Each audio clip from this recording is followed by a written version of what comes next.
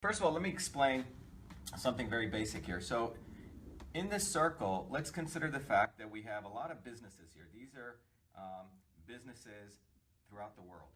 And these businesses, are producing different things.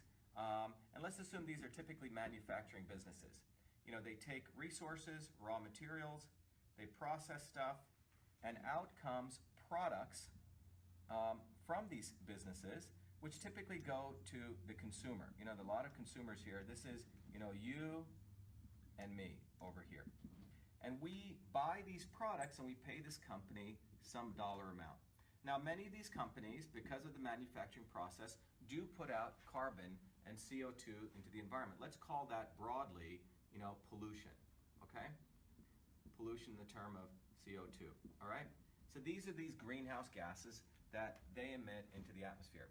This is, let's call it before the Paris Accords.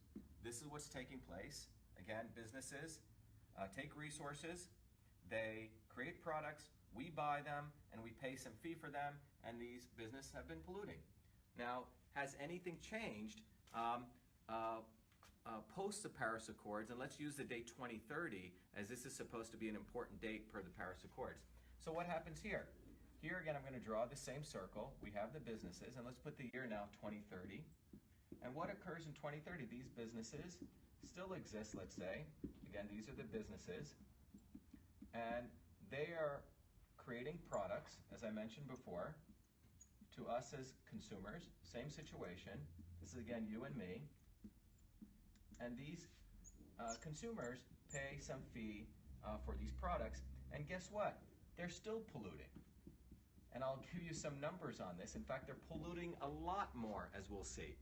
But something very interesting happens. For the pollution they do, they have to now pay an organization, which I'm going to call, in double quotes, the IPCC.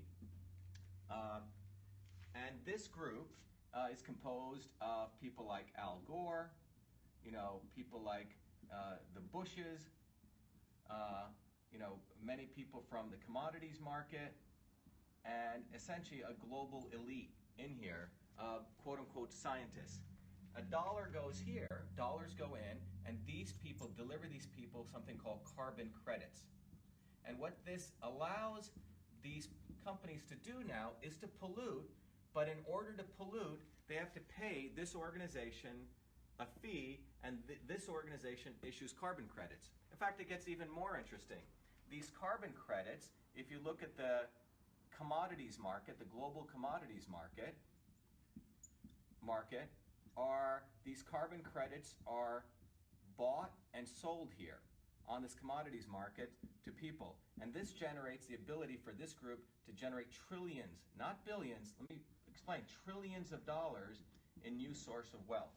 So these carbon credits were created by this group as a vehicle to essentially charge polluters something, and this group has the potential to make trillions and trillions of dollars. So how did this all happen, and what was the Paris Accords? Well, the front end for this entire organization, by the way, Al Gore substantially, at a certain point, monopolized, had access to a large number of carbon credits, which he had accumulated, and his goal was to have a payday by forcing these businesses in the future, around post-2030, to buy these carbon credits.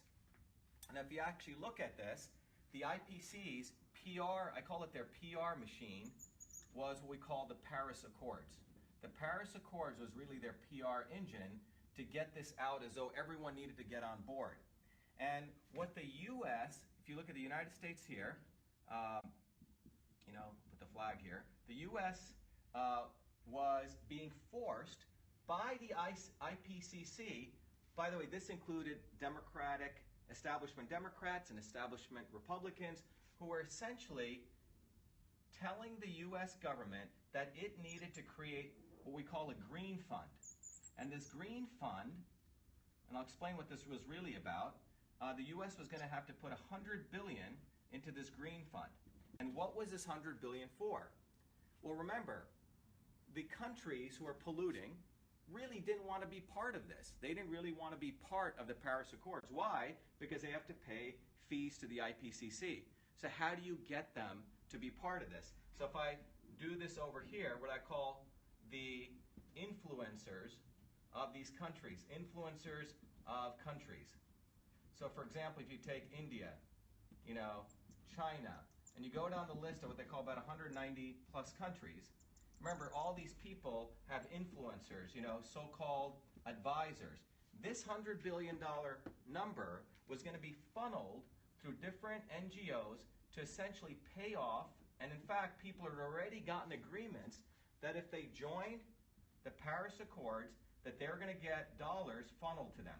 This is why people were involved in this. In fact, some of the WikiLeaks stuff came out. Jairam Ramesh, one of the key advisors in India, originally, if you go look at it, he said that the glaciers were not receding, and later on it was stated that the glaciers were receding.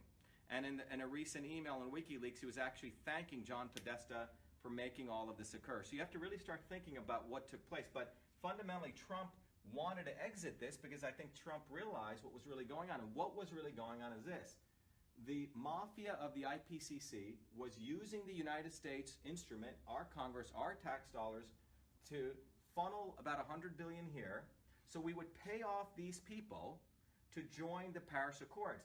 Now, let me just tell you, $100 billion is a relatively small amount because these guys were going to make trillions. So let me follow this through again so you get it. Businesses today are polluting. Just to give you an example, China today pollutes around 11 billion tons of carbon into the atmosphere. 11 billion tons of carbon. That's what they're doing today. By 2030, or between now and 2030, guess what? China's still allowed to pollute. In fact, China is allowed to go up to 22 billion tons, which means they're allowed to go 11 billion tons in carbon, which means they're going to pollute more. They're going to double their pollution during this period. No penalties. And that's how they got China to join. After 2030, there's going to be a big payday for these guys because they're going to be able to sell China carbon credits. I hope everyone's following. The bottom line is these set of 190, in many ways, so-called influencers and advisors, many of them essentially are waiting for this $100 billion payday, supported the Paris Accords because they're going to be paid, and that's how they forced their countries' prime ministers and people to say, yeah, we got to join this Paris Accords. The reality is when you step back and look at this diagram, who really profits is the allies who are going to make money on carbon credits as they fluctuate and rapidly grow in price post-2030. So a $100 billion payout to most of these corrupt officials, it's very well worth it for them because they're going to have a 1,000%, 100 to 1,000% increase in profits. So fundamentally, what Donald Trump did was he saw the scam, which is what it is. And fundamentally what this does is makes liberal bourgeois feel good that they're part of the Paris Accords. In fact, the MIT president has said, we have conclusive evidence that temperature has gone up. Let me just make it very clear that Hansen, the guy who came up with this temperature rating at NASA, during the 1950s to 1990, they used what they said was the average temperature, 1998. During that period, that's how they measured the average temperature. And they said the average temperature was 15 degrees Celsius.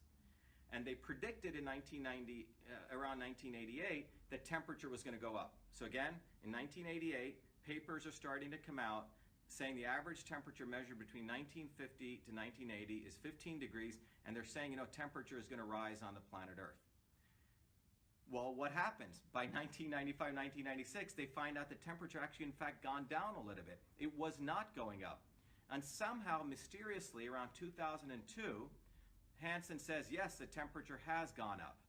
And how did he get it to go up? He got it to go up by saying that the average temperature is now 14 degrees. He actually changed the goalpost. Before it's 15, he said now it's 14, and he said we're measuring 14.64. So what they did was a complete lie, and in fact this changing of the goalpost was done in an email. All of this is written in a beautiful article by Arvind Kumar in American Thinker called 14 is the new 15, or 14 is the new 15, exactly. So you should go read it by Arvind Kumar, an American Thinker. He lays it out very beautifully. But the bottom line is, there is no conclusive evidence that the temperature has gone up. If you look at the facts, this entire process really profits this group. The reality is China is going to continue to pollute 2x, 200% more.